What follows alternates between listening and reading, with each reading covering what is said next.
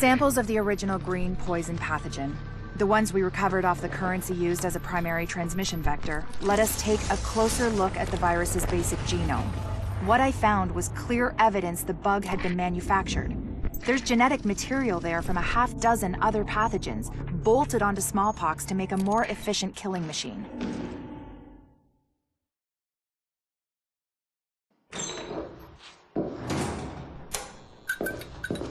One of the things that makes a virus lethal is adaptation.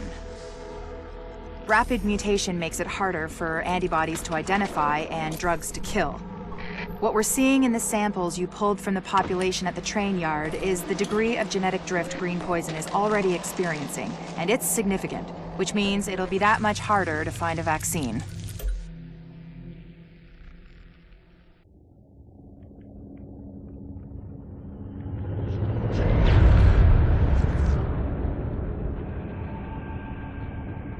What you're looking at is the smallpox virus. It normally takes 1 to 2 weeks for it to incubate in a host, and it's not contagious while it's doing so. Looking at Amherst's notes, it's clear he wanted to change that, to make green poison infectious while it developed and to speed up that incubation process to make it spread faster. In English, it's more contagious and it reproduces faster. And that's bad.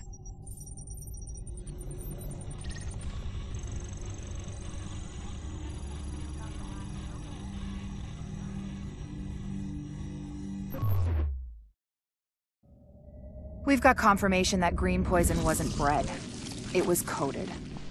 Specifically, he picked up on his buddy Chernenko's research about modifying virus genomes in a virtual space, kicked it up a few notches, and fed the result into an industrial protein replicator. What came out the other end was a working virus, one he could keep tweaking to achieve maximum effect. By which I mean, dead people.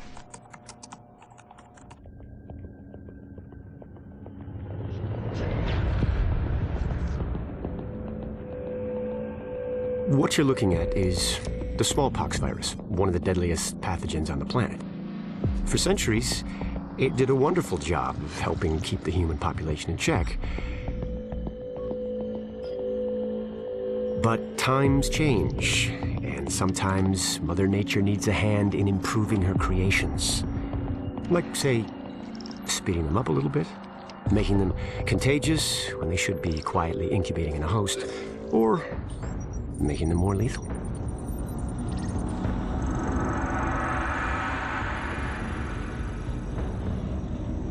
I didn't come up with the approach on my own.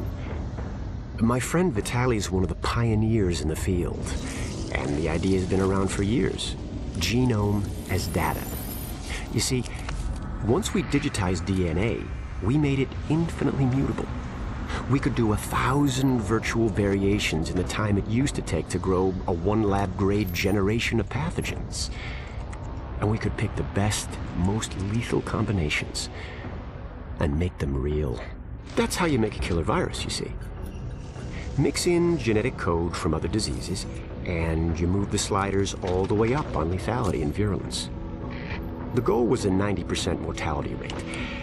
I'm not sure my green poison is going to quite hit that, but honestly, that's just details. As long as most of humanity goes, the Earth stands a fighting chance. Technically, technology is what's killing the planet. But that's not really the case. It's the greed that drives the technology. But a funny thing happened on the way to $100 genome maps and 3D printed plastic toys. Someone figured out those technologies could be repurposed, modified for the greater good. Me. Now, my virus is going to do what nature's always done. Decide who lives and who dies. And if nature decides I die, then I die. If nothing else, I'll have a lot of company. Natural selection at its finest, helped along by a little unnatural genetic manipulation. It's all data, really. Life's just a method of processing it. The same way I processed the smallpox genome on my laptop. And who's to say that wasn't the plan all along? If, by some miracle, you survive green poison, Then nature's decided you deserve to live. The rest of us shouldn't and won't. Godspeed. I'll see you in hell.